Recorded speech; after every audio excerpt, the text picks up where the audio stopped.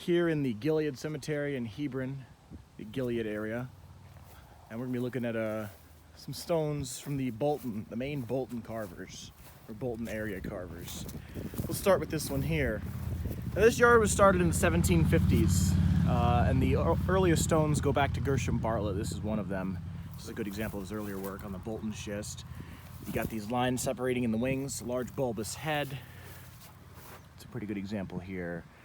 Now, the Bolton area had a number of carvers. Bartlett was the first major one, at least. He actually was also the first to open up the Bolton quarry, which continued in operation well over 100 years afterwards. We're gonna look at some of his stones. There's a great many of his stones here.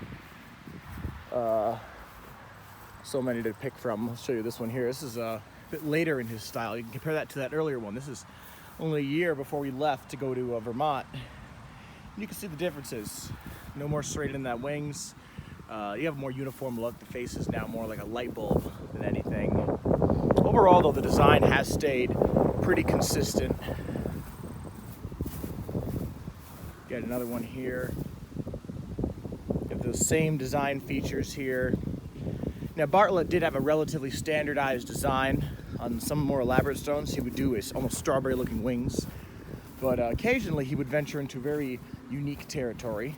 And this yard is lucky enough to have one of those stones.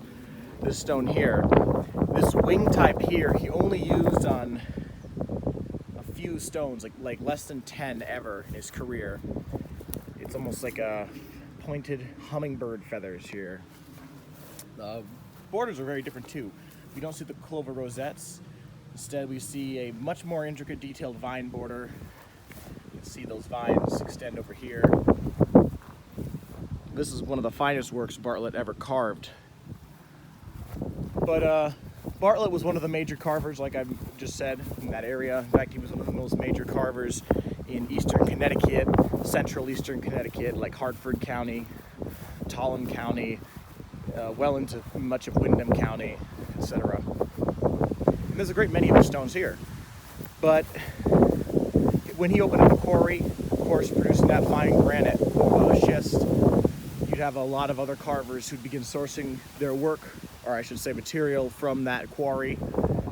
Over here we actually have one of those carvers, just one, unfortunately. The Bolton area carvers really dominate in this yard, even though there were numbers of other skilled workmen in other towns nearby, including John Huntington, who was active around this time in Lebanon.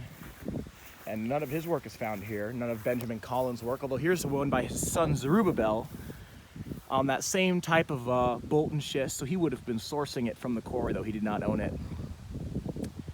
And he was a very skilled worker, as you can see from looking close at his work. The stone's a little bit worn. You can see that, the nice lettering, which has remained consistent throughout his career, that he always had this font type of lettering. He would later move also to Vermont, like Bartlett, although he would carve on marble when he moved up there, and would carve some of the finest gravestones in all of Colonial New England. But only one of his stones is represented here, even though he's only one town away, in Columbia, which at the time was Lebanon Crank. His father Benjamin, none of his work is found here, although this yard is started in 1750, so by then, well into half his career had already been over. But Bartlett pretty much had a monopoly on this yard until he left. And another carver comes around who also lived in Bolton, who also used the Bolton schist, known as Aaron Haskins, who worked for the Joseph Tucker shop. Here's an earlier example of Haskins / Tucker shop type work, as you can see here. You can see it's actually a very heavy Manning influence here. In fact, it's actually a really good example of the earliest style of his work over here. And here's some more of those Bartlett stones. But there's a very early example of his work when he was working for Tucker. You can actually see this almost bat-like wings. That is actually an imitation of the early Manning stones, which consisted of bat-type wings. That's a great early example of it. Here, a few years later, we can see how it's already evolving into his more well-known style. And we'll look at some more conventional examples of his work, but he was a Manning imitator. Josiah Manning of Windham, one of the most influential carvers of his region. And Haskins was the most infamous of all the Manning imitators because he pretty much got it the closest. So close, there are some stones where it's very hard to tell the difference, even for somebody who's very experienced. Here's one of his matured stones. You notice some of the differences you should notice in the face, those thick pouty lips, those almost shut eyes. All the features are generally thicker on his work. Lettering is also a big giveaway here. On this one he incorporates Manning type borders too. But on some stones, he would actually do an imitation of Zerubbabel Collins' work, which we just looked at a Collins stone. It wasn't even one of his most elaborate ones, but you could see the skill he had put into it. But there are a number of Haskins stones, probated to Haskins, like this one here, which were done imitating Collins' work. This is a good example right here. We see these spread around a number of various burial grounds. Right next to it, a conventional example of his work. Another one. Again, look at those borders from the Manning style. In fact, there's actually a couple Manning stones here, but again, the Bolton carvers really dominate in this yard. We're not too far from the Bolton border here, so we see a lot more stones of that type than we would in, say, the end of a road burying ground where there's plenty of Bartlett stones, Haskins stones, but there's more comparable numbers of other carvers. Here's two very large stones. These are very large ones, some of them the largest he ever carved. About 6 foot even each, by Haskins. Notice the borders are a bit more different on these. Again, you get what you pay for, and these folks certainly would have paid for that difference. But Haskins, of course, continued carving well after even all the Mannings had died, until his own death. Here's one of the last stones Haskins ever carved of the cherub style, dated 1810. And right next to it is a great example of his work on schist, where he does the urn and willow style, which began becoming very popular in the late 1790s, early 1800s.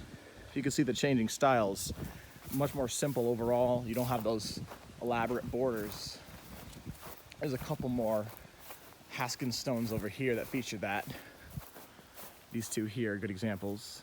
His work's quite common again in some of Hartford, but largely Tolland County. Places, you know, in Colchester and such is another good example of where his work's popular. But that's just a little overview of Haskins. Haskins pretty much took over where Bartlett left off, and by 1780 was carving the vast majority of the stones in his area. Basically, it's interesting, I suppose, he, in yards where there's not a lot of Manning stones, there's a lot of Haskins stones, and when there's a lot of Manning stones, there's usually not a lot of Haskins stones. There's only a very few exceptions where there's like an even number of both, one of them being Vernon. And over here, we have a true Manning stone for comparison, this one by Frederick, which was the son of Josiah. It's a good example. Smaller stone, of course, not as elaborate, but we can see the differences. Overall, I actually like his work more, or the Manning's work as a whole more. There's another true Manning stone here. You can really see how similar these stones were, these carvers.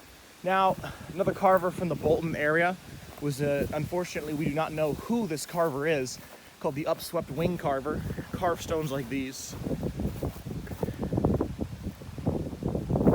You have these kind of almost viney type borders. Some of them have different borders patterns. These were carved between the 1790s into the 1810s, with some exceptions. We have over here a slightly later one. This one features almost Loomis-looking borders. That's a carver, John Loomis, out of Coventry. The bulk of this carver's work is found in Tolland County, and the largest number is in Tolland. So it's very likely he's from Tolland, maybe Bolton, because that's probably number 2, I believe. These are some plain stones by the same carver. And this carver was very active later on, well after the shift into the 1820s, maybe even the 1830s, basing off this type of stones. It's another example of his work here. But the Upswept Wing Carver, very popular in much Tolland, parts of Hartford County, particularly though in Tolland, and of course Hebron, and many other areas around. A number in Coventry, Manchester, etc. There's another interesting stone by that carver I would like to show you. But again, you notice we're not seeing a lot of Carvers from the Windham area. We're not seeing hardly any brownstones, even though we're only one town away from a river town, Glastonbury. We're not too far actually from Glastonbury and Manchester.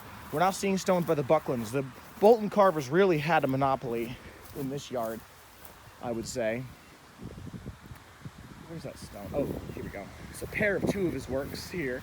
These are believed to be the latest stones he ever carved with the cherub imagery, dating both to 1817. Some folks just, who were customers, they just didn't have a preference for the newer designs that were becoming more popular, so they might have kept going with these. We see a few cherub stones in Connecticut dating into the 1830s, a very small number. And here's a very elaborate stone by the Upswept Wing, the most elaborate stone that he ever carved, seems. One of the great granite markers of Connecticut, I would say, right here. Just look at this. You have this wig. You have the clouds he's flying into. You have these vine borders.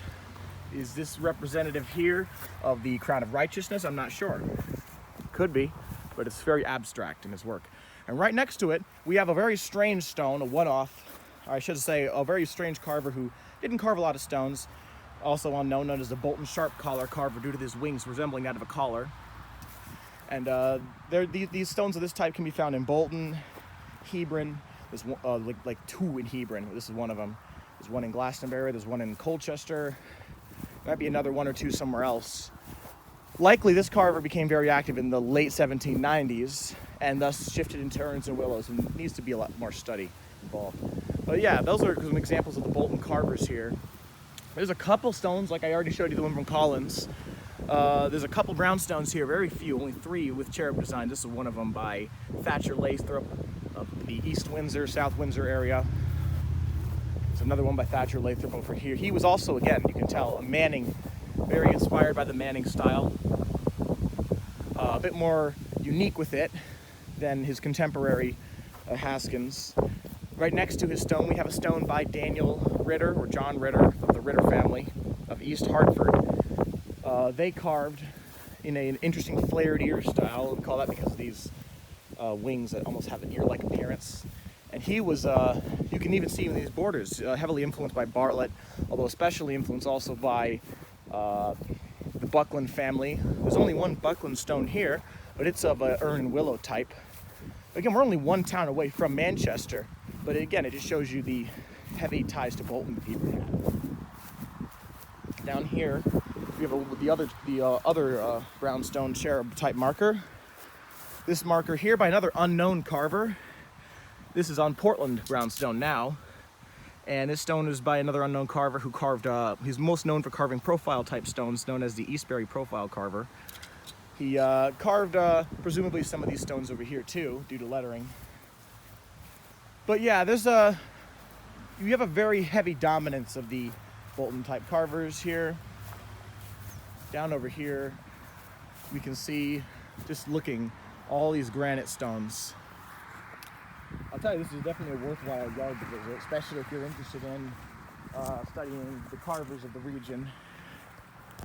Right down here, I'll just show you real quick before we head off. Here's that brownstone I was talking about by Buckland. Not far off is the East Buckland Cemetery in Glastonbury, where there's a lot of Buckland stones, but here only one. But I hope you all enjoyed the video. Just kind of having some fun talking about gravestones. If you liked it, comment. If you didn't like it, comment. Say you liked it. I don't know. Let me know if you want any more videos.